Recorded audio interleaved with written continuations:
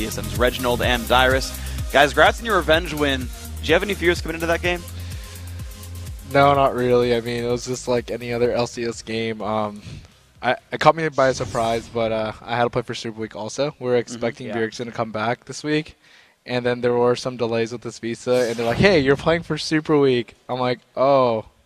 And then it was just like another week of constantly playing League. Yeah, and what's the stress level been like then, knowing that you're now having to play for Super Week and your 2-week foray into the LCS is now a substantial part of TSM season? I've been playing so much League. I've had dreams about League of Legends, and I supposedly I'm talking in my sleep and talking about League too, man. Good. Hopefully, good dreams, not nightmares. I don't know. I've had some nightmares where Hotshot would kill me in my dreams. I'd be like, no, and I'm just like, I don't know. That's just embarrassing. Yeah, right. Oh, no. So Dyrus, Reggie back in the lineup. You guys seem to have some kind of special camaraderie. You stood in his corpse while he was reviving. You guys hug after all the games. What's it like playing with Reggie? We're a little bit more aggressive than usual, so I kind of have to like think about, should we stay here, and like I kind of asked the team, should we stay here? Are we going to stay here and get aced and throw again, or are we just going to back off and then slowly win the game? And I kept thinking about that, and it's been working out pretty well. And Reggie's been doing very well in like the past week, and I'm really happy that we won. I do have to ask you kind of a looking back question. Since you've played with Reggie now for probably about 3 years, what's the biggest difference from when you first started playing with Reggie to playing with him now? It's not only Reggie from back then. Well, actually it is, honestly, because he single-handedly carried the team back then. Back then, he would just make all the calls. He knew what to do. He would win his lane 100% of the time. Well, most 99% of the time. Back in Season 2, he would play Karthus and kill them at like level 1 or 2, or he'll be the one engaging instead of odd one back then.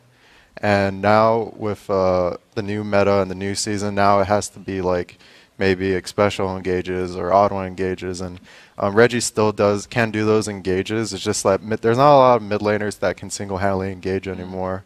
Like there's the Karthus walls and there's the follow-ups, but it's just different metas.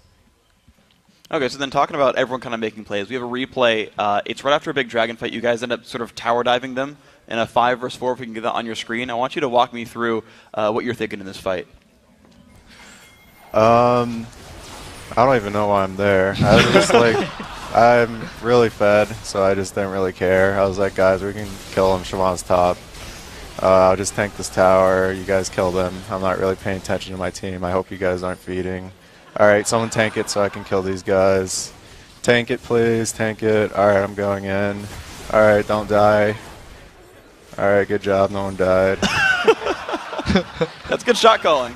Is that verbatim how that works? Oh, I didn't say that, but that's what I'm thinking. Okay. Yeah.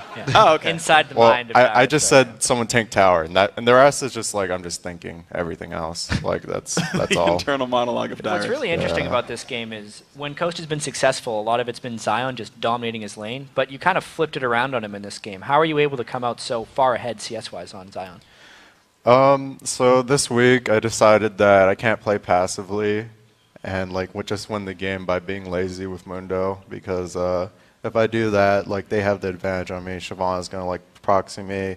They're gonna roam on my middle, and it's like, all right, I can't really let that happen this week. I need to change it up. I've been looking at all the metas from Korea to China to Europe, and I'm seeing a lot of Renekton bans against the really good players like Impact or they banned it like. And then I played the matchup Siobhan versus Renekton, and I was like, Renekton has the advantage in this matchup as long as Siobhan doesn't go for that outscale. So if I play it perfectly, I can do it well and carry the team. Although sometimes I miss a couple of CS and it really bugs me, but I felt like I really needed to be the aggressor as a top lane. And while Bjergsen's gone, I want to improve enough to where when he comes back, he'll be like, wow, my top lane's not playing passive and their top laner's not diving me anymore. So I just wanted to leave a little bit more pressure on my team. Even though it puts me out of my comfort zone with Mundo, I tried really hard to learn Renekton this week. Yeah, and with your large lead that you guys had in lane, as well as the dive, Baron fight was really kind of showing the game when you got your big ace onto Coast. We can get that replay up on the screen as well. We heard the inside the mind of Dyrus for that replay. So Reggie, tell us what you were thinking in this fight. So I mean, right now, Thresh was out of position, so like let's try to do our best to catch out Thresh and get Baron, right? Mainly because we just kept getting poked down and we couldn't really do Baron, so we're just really trying our best to catch them. And I don't know, like this, like they just all died turtle, and it was a huge cluster. I didn't even know what was going on. All I knew was that we had a huge lead and we had the numbers on them, so we would win the fight. But it was surprisingly pretty close. Like if Turtle hadn't died there, we would have gotten Baron. But since he did die, we just decided to reset, and we already had like complete control. So we decided to just like reset, play it safe, and just end the game slowly. Okay, so of course you guys did win that game, and you're still in control of first place, up a game on Cloud9. 3 more games in Super Week, including a game against CLG tomorrow. How are you feeling about your future matches? Dang, it's unpredictable. I mean, my play is kind of dicey right now. Some games I'll do super well, some games I'll do not so well. So hoping that we can, like aiming for the 4-0, of course, but realistically, I think we can do a good 3-1 against CLG. It's gonna be a tough match. I think that we can come out ahead if we play solid. That is really kind of the big question, though. To me, TSM versus CLG, especially with you back this week, since it's such an old matchup. What are your thoughts on the CLG team and how you're going to match up with them right this week? I mean, I think it was a long-term rivalry. Like before, I would always get really hyped up for CLG matches, and they were doing really terribly for a really long time. Like no offense, and so I kind of lost that like rivalry where like, oh, I'm so excited to play CLG. It was just like the same thing every single time. But now since their roster is really strong, I'm actually really excited to play them. But it would have been so much better if Bjergsen's here to play for me instead. Put him in your stead and Exactly. say, go, please beat up Link. All right, well, guys, of course, congratulations on your win. We'll see you throughout the rest of the week, but we've got more games to go on. So we're going to toss it over to Riv and Kobe for the next game. But as we go, CLG have been enjoying the recent success, as Reggie put it.